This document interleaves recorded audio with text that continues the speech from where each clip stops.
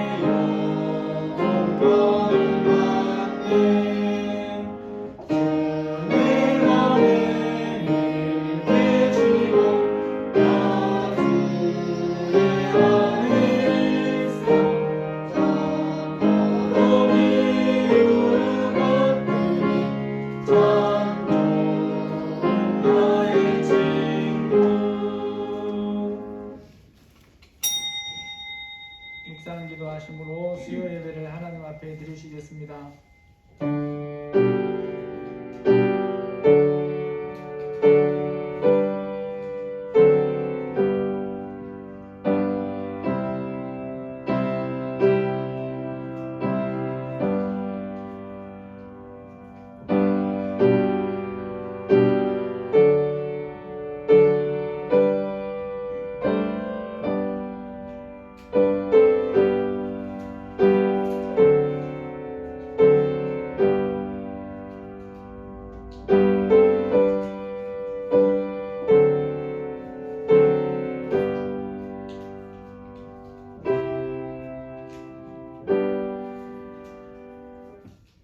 사도신경으로 신앙 고백하시겠습니다. 전능하사 천지를 만드신 하나님 아버지를 내가 믿사오며 그 외아들 우리 주 예수 그리스도를 믿사오니 이는 성령으로 잉태하사 동정녀 마리아에게 나시고 본디오 빌라도에게 고난을 받으사 십자가에 못 박혀 죽으시고 장사한 지 사흘 만에 죽은 자 가운데서 다시 살아나시며 하늘에 오르사 전능하신 하나님 우편에 앉아 계시다가 저리로서 산자와 죽은 자를 심판하러 오시리라. 성령을 믿사오며 거룩한 공의와 성도가 서로 교통하는 것과 죄를 사하여 주시는 것과 몸이 다시 사는 것과 영원히 사는 것을 믿사옵나이다. 아멘. 찬송 183장입니다.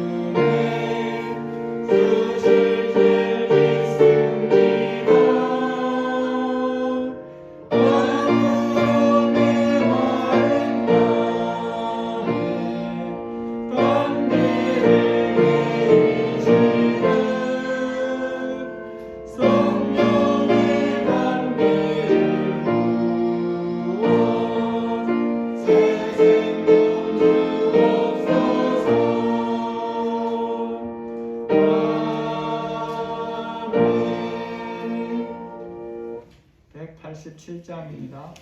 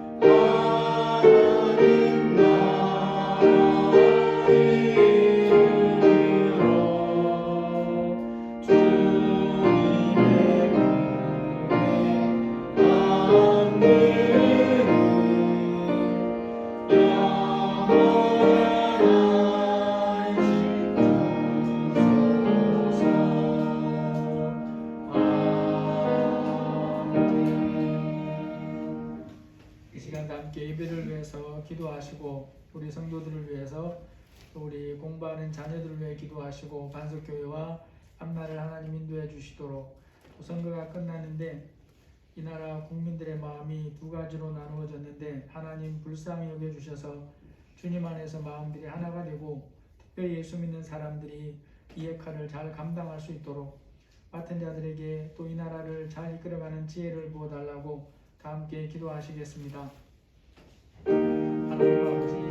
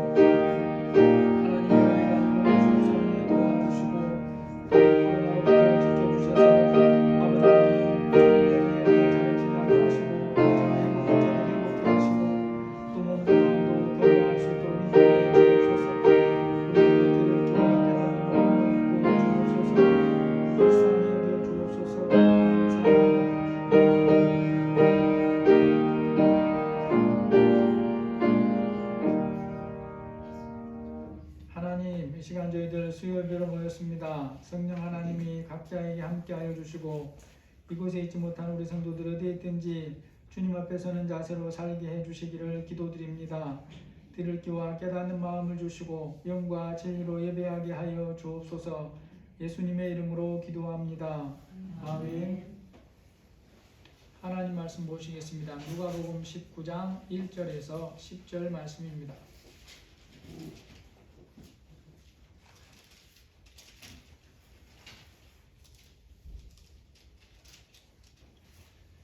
누가복음 19장 1절에서 10절입니다.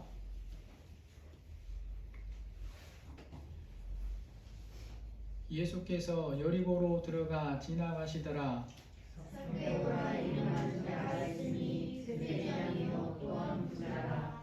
그가 예수께서 어떠한 사람인가 하여 보고자 하되 키가 작고 사람이 많아 할 수 없어 앞으로 달려가서 보기 위하여 돌무화과 나무에 올라가니 이는 예수께서 그리로 지나가시게 되리라. 예수께서 그곳에 이르사 쳐다보시고 이르시되 삭개오야 속히 내려오라. 내가 오늘 내 집에 유하여야 하겠다 하시니 급히 내려와 시도 안으로 영접하거늘 무사람이 보고 수군거려 이르되 저가 죄인의 집에 유하러 들어갔도다 하더라. 삭개오가 서서 주께 여짜오되 주여 보시옵소서. 내 소유의 절반을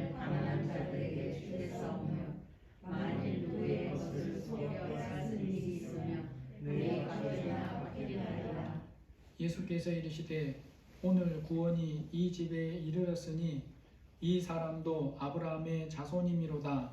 인자가 온 것은 잃어버린 자를 찾아 구원하려 함이니라. 아멘. 사람들의 삶의 넉넉함의 정도를 표현하는 말 중에 가난이라는 말이 있습니다. 어른들은 잘 알지만 우리 어린아이들을 생각해 보면 수입이나 재산이 적어서 살림살이가 넉넉하지 못하고 어려움, 이것을 가난이라고 설명을 하고 있습니다. 그런데 이 가난이라는 말도 절대적인 말이 아니고 다 상대적인 말입니다. 그래서 국민소득이 높은 나라에 사는 사람들도 가난한 사람들이 있습니다. 현재 지구촌에서 국민 명목소득 가장 높은 나라가 찾아보니까 룩셈부르크라고 하는 나라인데 저기 북유럽에 있는 조그만 나라예요. 근데 11만 달러가 된다라고 했습니다. 그런 곳이라고 해서 가난한 사람이 없느냐? 가난한 사람은 있죠. 성경에 보면 가난하다는 말을 사람에게도 사용하고 또 재산에도 사용하고 사람에게도 사용합니다. 마음의 상태에도 사용해요. 특정한 사람의 마음의 상태, 특정한 마음의 상태를 가리키면서 마음이 가난하다라고 얘기합니다. 앞에서 부자나 이런 사람들에 비교해서 가난은 뭐가 없는 겁니다. 돈이 없든지 집이 없든지 재산이 없든지 하여튼 적거나 없는 게 가난인 거예요. 이런 의미에서 마음이 가난하다라고 하는 것은 무슨 뜻이냐? 자기 생각이 없는 사람은 없지만 자기 생각이 작거나 어떤 것에 비해서 약하거나 낮아지거나 심지어는 없는 것, 이게 마음이 가난하다라는 뜻입니다. 성경에서 마음이 가난하다라고 하는 사람은 이 가난한 마음이 있어야 되는데 하나님의 말씀 진리에 대해서 열린 마음을 가지고 받아들인다라는 게 마음이 가난하다는 뜻입니다. 또 한 가지는 하나님 말씀 앞에서 자신의 모습이 어떠한가를 깨닫고 그것을 자기의 삶에 적용하면서 사는 사람, 이 사람이 마음이 가난한 사람이다 라고 얘기를 합니다. 그래서 성경에서 사람의 마음이 어떠해야 한다고 말씀하느냐? 마음이 가난해야 된다라고 말씀하고 있어요. 삶이 가난하다고 하는 게 아니니까 그것은 걱정할 필요가 없습니다만은 마음은 가난해야 된다. 그래야 예수님을 믿을 수 있고 자신의 삶에 진리를 받아들일 수 있다라고 말씀을 하는 거예요. 그래서 마음이 가난하다는 것은 너무나 중요합니다. 마음이 가난한지 여부에 따라서 영원한 구원을 받거나 받지 못하는 것이 달라지고 또 예수님을 믿어도 하나님의 은혜 안에 사느냐 살지 못하느냐가 달라져요. 마태복음 5장에 보면 우리가 예수님의 팔복에 대한 말씀을 잘 알고 있습니다. 그 말씀에서 첫 번째로 언급하시는 것이 뭐냐 하면 가난한 마음에 대해서 말씀하고 있어요. 마태복음 5장 3절을 보니까 심령이 가난한 자는 복이 있나니 천국이 그들의 것임이요. 여러분, 그리스도인이 삶에서 가장 가치 있게 여기면서 그것을 취하면서 살아야 될 것이 뭐라고 그랬습니까? 여러분, 세상에서 가치 있게 여겨지는 것들은 여러 가지가 있고 또 사람들에 따라 달라질 수 있어요. 얼마나 다른가를 보려고 제가 잠시 찾아봤는데 수석, 돌을 경매하는 데 있어서 현재까지 가장 비싼 것은 얼마 정도 됐다고 생각하십니까? 예전에 한번 못 맞힌 적이 있으시죠, 여러분이? 근사치를 맞추면 책을 드리려고 그랬는데 너무 떨어져 가지고 못 드렸어요. 설마 지금 휴대폰 보는 분은 없겠죠? 돌 경매에서 제일 비싼 것의 근사치, 오늘은 근사치를 맞추면 드리겠습니다. 누가 맞힐지 모르겠지만 한번 맞춰보세요. 자, 어린아이부터 기회를 드릴게요. 주한이부터 기회를 주겠습니다. 10만 원. 아, 컨닝은 없어요. 예. 찬이는 100만 원? 100만 원. 우리 권 집사님은 20억. 20억. 권사님은 저는 한 3천만 원이요. 3천만 원. 권사님은요? 저는 5천만 원. 5천만 원. 좀 크게 쓰시죠. 권사님은요? 50억. 50억. 목사님은요? 5요.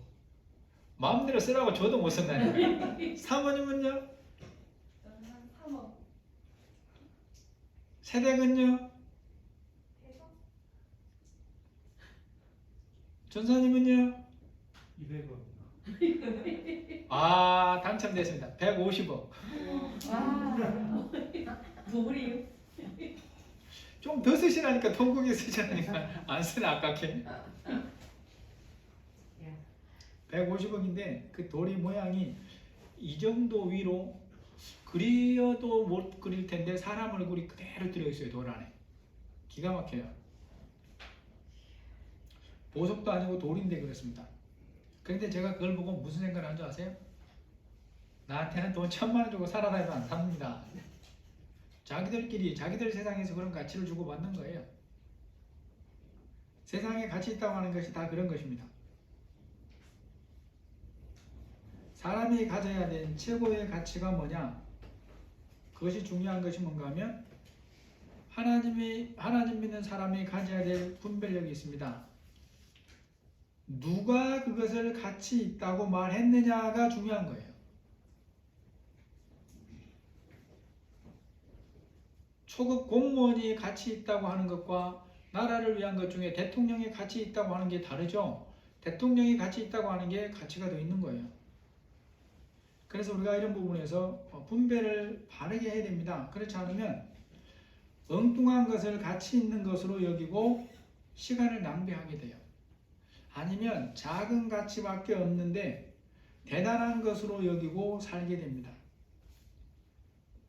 여러분, 무엇에 대해 가치를 매길 때 뭘 중요하게 여겨야 되느냐? 하나님이 그것의 가치가 얼마가 있는 것이라고 말씀하느냐가 중요하다라는 거죠. 심령이 가난한 자는 복이 있나니 천국이 그들의 것이니요 라고 말합니다. 진리를 아는 사람이라면 삶에서 가져야 할 것 중에 최고의 가치를 가지는 것이 뭐냐? 하나님이 말씀하시는 것인데 그것이 바로 천국이다 라고 말씀하고 있어요. 천국을 소유하는 것입니다. 시간 속에 사는 사람에게 이것보다 더 큰 가치를 가진 것은 있을 수가 없어요. 그러면 어떤 사람이 그 천국을 소유할 수 있다고 말씀합니까? 마음이 가난한 사람이라야 된다라고 말씀하고 있습니다. 마음이 가난해야 사람이 복음을 듣고 예수님을 믿어 구원을 받을 수 있어요. 이 시간 본문 말씀에 보면 마음이 가난해진 사람을 한 사람 소개하고 있습니다. 19장 2절에 보니까 삭개오라 이름하는 자가 있으니 세리장이요 또한 부자라. 여러분, 사람이 마음이 가난해지는데도 좀 차이가 있어요. 아무것도 없고 그러면 마음이 가난해지기가 쉽습니다. 가진 것이 많아도 생명이 오락가락하면 가진 이 마음이 가난해질 여지가 좀 있어요.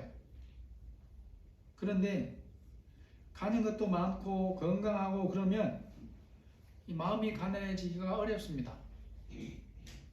더군다나 오늘 본문에 나오는 사람 같은 경우 이 사람은 마음이 가난해지기가 매우 어려운 사람이에요. 그 사회적인 신분이나 입장을 보면 가난해지고 싶어도 가난해지기가 어려운 사람이에요. 먼저 이 사람의 사회적인 신분은 세리장이입니다. 세리장이라는 것은 그 지역에 있는 세무서의 최고 책임자, 우두머리죠. 당시 유대 사회에서 세리는 어떤 존재냐?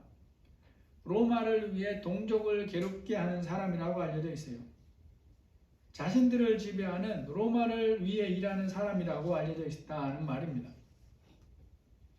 여러분 어떤 시대 어떤 나라든지 세금을 거두는 것은 피할 수가 없어요. 식민지가 아니라 식민지를 만든 나라에 살아도 세금은 내야 됩니다. 그래서 이들이 로마를 위해 세금을 거두어 들이는 일을 하지만 단지 그것만으로 세리들이 유대인들로부터 죄인 취급을 받는 것은 아니에요. 그들이 아니어도 어차피 누가 다른 사람이 그 역할을 하게 되어 있습니다. 그들이 식민지로 살지 않아도 세금은 내게 되어 있어요. 그런데 그 시대는 오늘날에 비하면 세법이 부정확하고 미비하고 없는 부분이 많아요. 그런 중에서 세금을 걷다 보니까 공정성도 없고 객관성도 없는 때가 너무 많습니다. 정치적인 상황이나 세리의 마음에 따라서 거두는 양이 왔다 갔다 하는 거예요. 그때 세리는 이제 세금을 걷는 구역이 정해져 있어요. 일정 구역을 당신 구역으로 이렇게 이제 불화를 합니다. 그렇게 해서 그곳에서 많이 나는 곳이면 더 많이 걷게 만들고, 그래서 일정 부분을 로마에 정해진 액수를 내고 나머지는 자기들이 나누어서 챙기는 그런 구조예요. 그런데 여러분, 문제는 사람의 욕심에 한계가 있을까요? 없을까요? 없지요. 그러니까 자기들의 몫으로 월급 정도 분량만 적당하게 거둬야 되는데 그렇게 하는 세리는 없는 겁니다. 그 시대 세리라고 하는 사람들의 일이 그러해요. 그런 시대의 삭개오는 일반 세리도 아니고 아마도 그런 과정을 거쳐서 세리장이 된 사람이에요.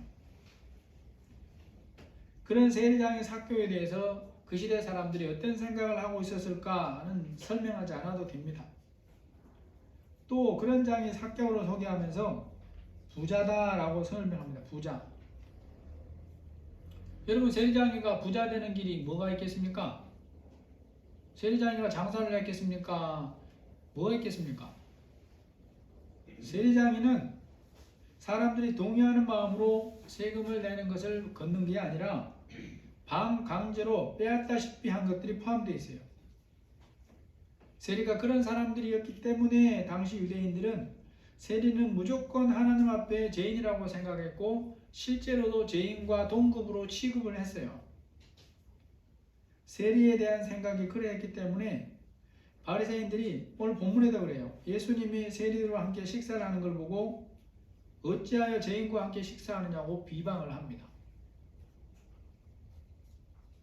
사람들 사이에서 그런 취급을 받으면 그 마음이 어떻게 되겠습니까? 그 이웃을 향하여 열린 마음이 되는 게 아니고 더욱 굳어지고 강팍한 마음이 되는 거죠. 모든 사람이 자신을 향해서 손가락질을 하고 비웃고 죄인이라고 그러는데 내가 그들에게 따뜻한 마음으로 대하여 줄 자세가 안 나오는 것입니다. 돈은 많이 모았지만 사이에서 그런 취급을 받고 사는 사람이 삭개오입니다. 그런 삭개오가 본문의 어느 날 참으로 뜻밖의 행동을 해요. 3절 4절 보니까 그가 예수께서 어떤 사람인가 보고자 하되 키가 작고 사람이 많아 할 수 없어 앞으로 달려가서 보기 위하여 돌무화과 나무에 올라가니 이는 예수께서 그리로 지나가시게 되밀어라. 그 사이에서 보이는 것만 보자면 마음이 가난해지게 되는 부분에서 세리장이 삭개오만큼 어려운 사람도 없어 보여요. 그가 왜 마음이 가난해지기 어려운지 살펴본 것과 같습니다. 그를 둘러싸고 있는 모든 환경이 마음이 가난한 것과는 너무도 멀어요. 그런 삭개오가 어느 날 예수님이 지나가신다는 소문을 듣고 예수님을 보기 위해 이렇게 행동을 한 거예요. 꼭 한번 봐야 되겠다는 생각을 가지고 예수님이 지나가신 곳을 왔습니다. 예수님을 보는 것을 많은 사람들로 인해 방해를 받아도 포기하지 않고 근처에 있는 돌무화과 나무에 올라가서라도 예수님을 보려고 애를 쓴다는 거죠. 그에게 일어나는 일들, 후에 일어나는 일들을 보면 우리가 삭개오에 대해서 알 수 있는 게 있습니다. 이 행동은 그 순간에 즉흥적으로 한 행동이 아니라는 것을 볼 수 있어요. 삭개오는 이 순간이 오기 이전부터 이미 마음이 가난해지고 있었다라는 걸 볼 수 있어요. 그러한 가난해진 마음이 이 순간이 되자 행동으로 모습을 드러냈다는 것입니다.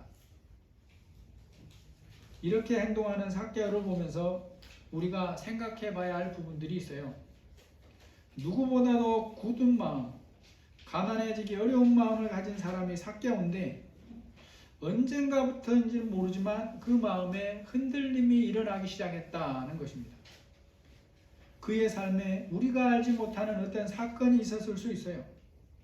또 나이가 들어가면서 인생이 무엇인지 심각하게 돌아보게 되었을 수도 있다는 것입니다.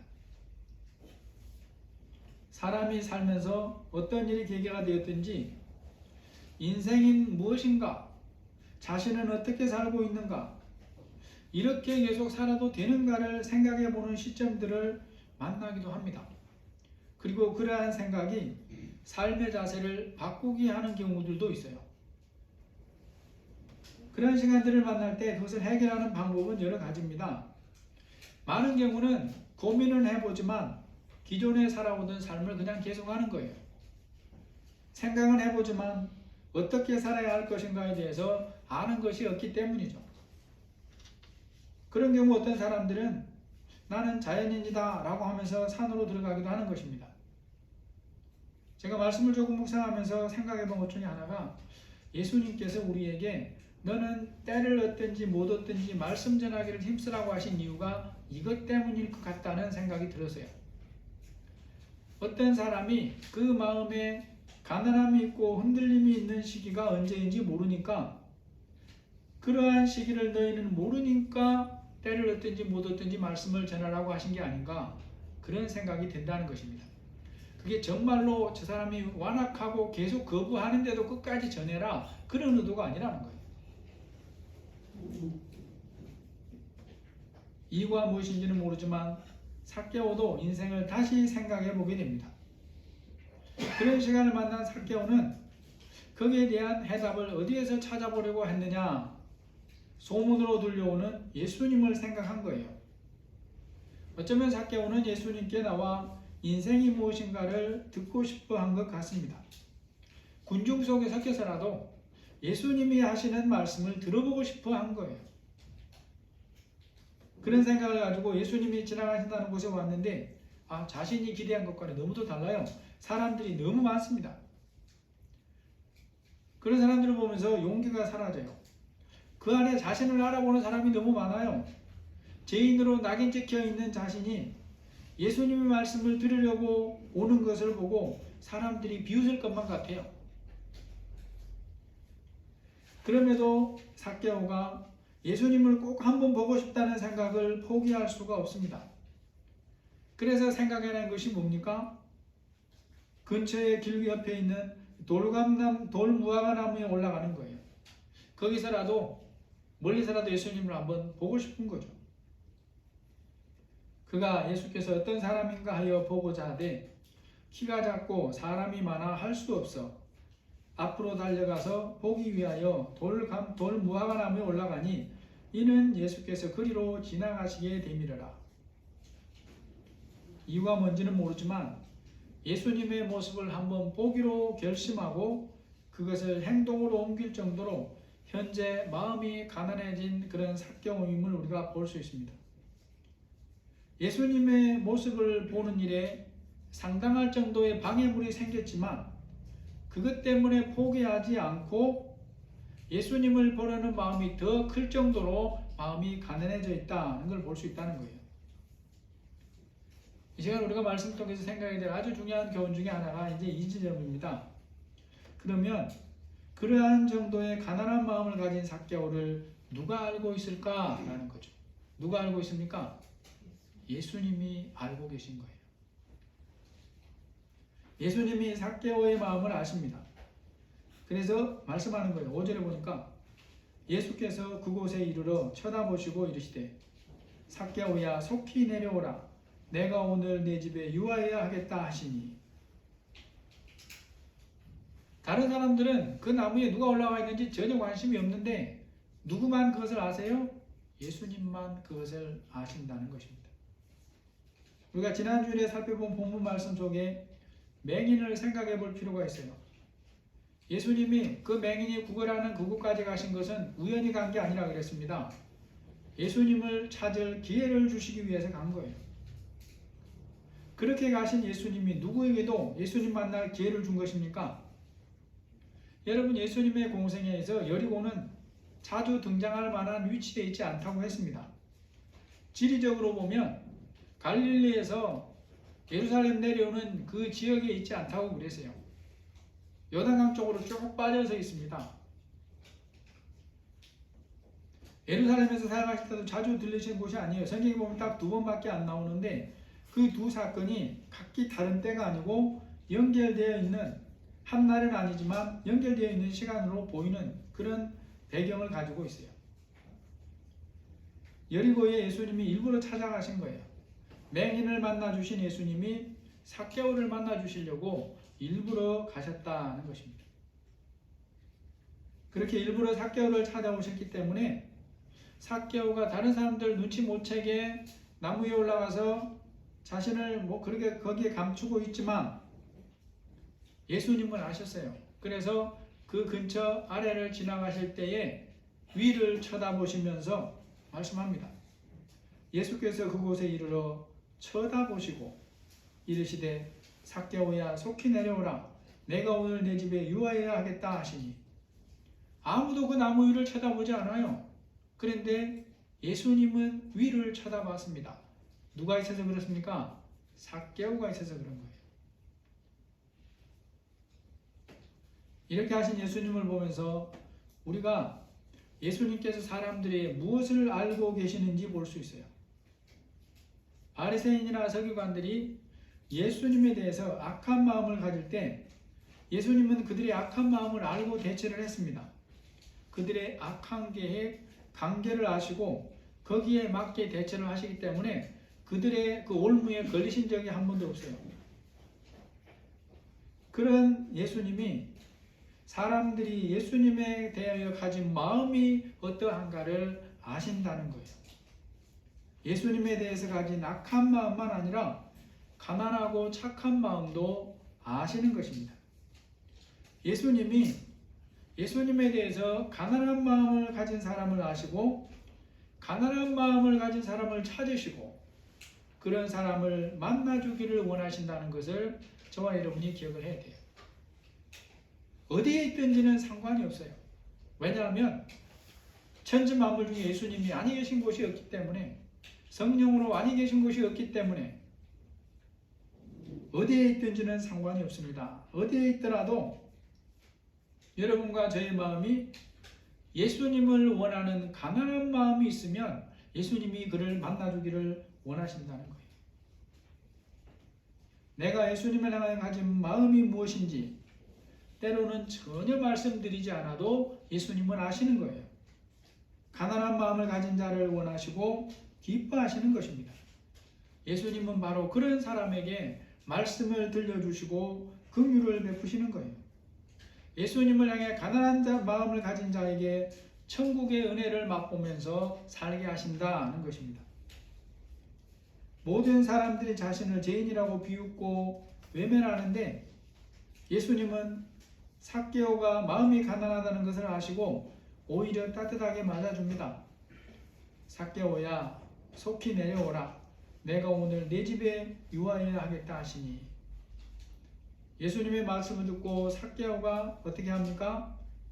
급히 내려와 즐거워하며 영접하거늘. 삭개오는 죄인인 자신을 맞이해 주시는 예수님의 말씀에 기쁘게 순종합니다. 즐거워하면서 예수님의 일행을 자기 집으로 모셔드려요. 예수님이 삭개오 집으로 들어가시니까 사람들이 어떻게 반응한다 그랬습니까? 뭇 사람들이 수군거려 이르되 저가 죄인의 집에 유하러 들어갔도다 하더라. 예수님이 죄인인 세리장이 삭개오의 집에 들어가는 것을 보고 이렇게 수군거리는 사람들은 어떤 생각을 가지고 있는지 우리가 또 생각해 봐야 돼요.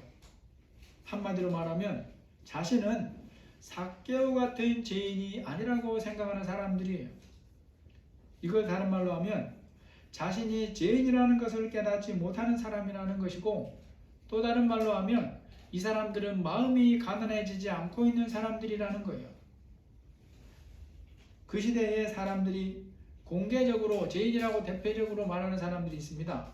가늠하다 현장에서 잡히거나 맹인으로 태어나거나 세리이거나 이방인인 사람들. 자신들은 아브라함의 후손이고 위에 말한 죄인들 부류에 포함되지 않기 때문에 하나님 보시기에 당연히 죄인이 아니라고 생각했어요. 거기에 더하여 또한 이 사람들은 예수님이 어떤 마음을 가진 사람을 찾고 계시는가를 몰랐습니다. 마음이 가난한 자를 찾으시는 예수님이라는 것을 몰랐어요. 오히려 자신들처럼 죄인이 아닌 사람들을 찾으신다고 생각을 한 거예요. 그런데 그들만 그럴까요? 우리도 그럴 수 있어요. 또 예수님은 어디 가든지 천국 복음을 전파하시고 구원을 이루십니다. 예수님으로 말미암지 않고는 천국 백성이 될 수가 없죠. 예수님이 삭개오의 집에 들어가신 이유도 여기에 있어요.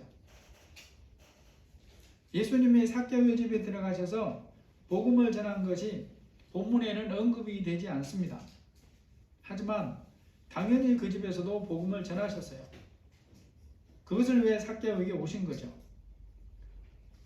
예수님이 삭개오를 찾아오시고 만나주시기 전까지 삭개오는 어떤 사람이었습니까?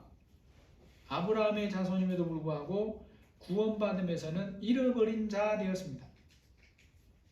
그런 삭개오가 어느 때부터인가 마음의 변화가 시작되더니 마음이 가난해지고 예수님을 보기 원하는 마음을 가졌고, 그것을 예수님이 아시고 찾아와 주셔서 만나 주셨고 그에게 천국 복음을 말씀해 주셨다는 거예요.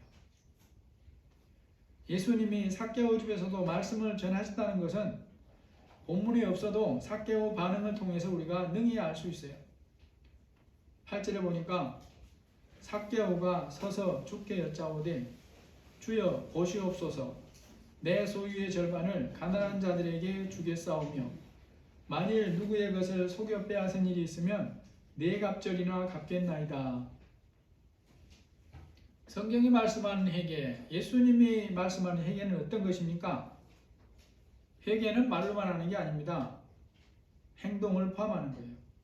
삭개오라고 해서 예외가 아니에요. 말로만 하는 것은 회개가 아닙니다.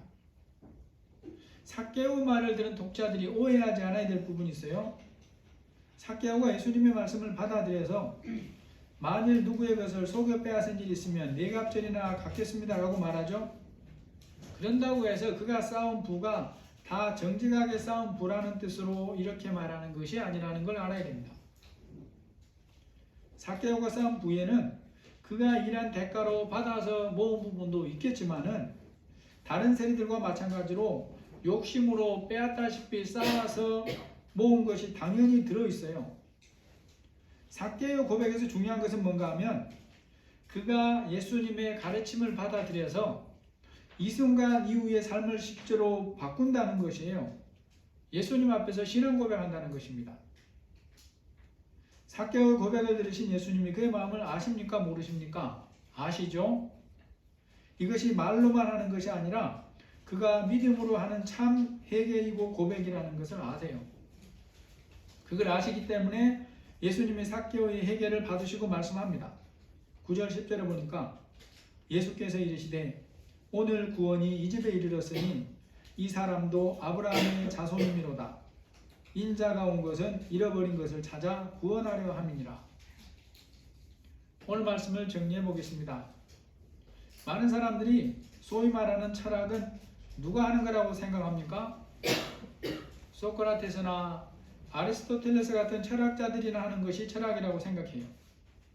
그런데 실제로 모든 인생은 인생에 대한 나름의 생각을 가지고 살아갑니다.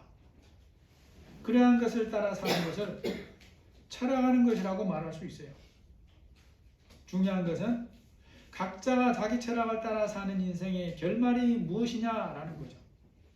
영원한 결말을 모르면서도 자기 생각을 가지고 사는 것이 인생이더라는 것입니다. 세리자기 삭개오도 그런 사람이었어요. 그래서 모든 사람들이 로마의 앞잡이고 죄인이라고 욕해도 돈을 모으고 부자가 되기 위해 세리가 되었어요. 그렇게 해서 원하는 부는 이루었는데 그럼에도 인생에 참 만족이 없습니다. 어느 날부터인지 무슨 사건이 계기가 됐는지 모르지만 자신의 인생이 제대로 사는 것이 고민을 하기 시작했고 그런 삭개오에게 예수님에 대한 소문이 들려오기를 시작한 거예요. 어느 때부터 삭개오 마음이 가난해지기 시작합니다. 자기 생각을 따라 살아온 이러한 인생을 계속 살면 어떻게 될까를 생각하니까 삶을 바꾸고 싶은 거예요. 그런데 어떻게 바꿔야 할까 하는 것에 대해서 아는 게 없어요. 감히 세리 주제에 대제사장이나 그들에게 가서 물어볼 수도 없어요. 그러는 중에 예수님의 소문을 듣고 예수님의 가르침을 들으면 답이 있을 것 같다 하는 생각이 자라기 시작한 겁니다. 그런 어느 날 여리고에서 보기 어려운 일이 일어나요.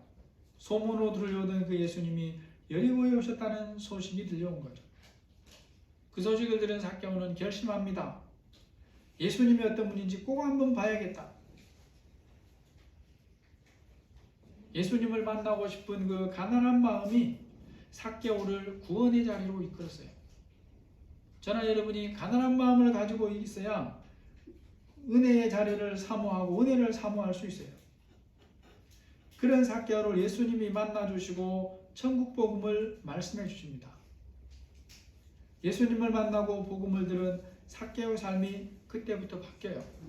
돈을 쫓던 삶에서 영생의 구원을 얻어 말씀을 쫓는 삶으로 바뀝니다. 여러분, 복음을 통해 예수님을 만나고 믿은 나의 삶은 이후에 어떻게 바뀌어가고 있는가 우리가 점검하면서 살아야 돼요. 예수님으로 인해 지금 나의 삶은 어떻게 바뀌어가고 있는가? 나의 마음은 가난함을 유지하고 살고 있는가? 예수님을 깊이 만나야 내 생각이 아닌 돈을 쫓는 삶이 아닌 참된 인생을 살 수가 있습니다. 그러한 삶을 통해서만 영원한 하나님 나라 천국에 들어갈 수 있는 것입니다. 천국은 인생이라면 모든 것을 다 들여서라도 반드시 사야만 하는 최고의 값어치를 가진 것이 라는 것을 다시 한번 기억하시기를 예수님의 이름으로 축복합니다.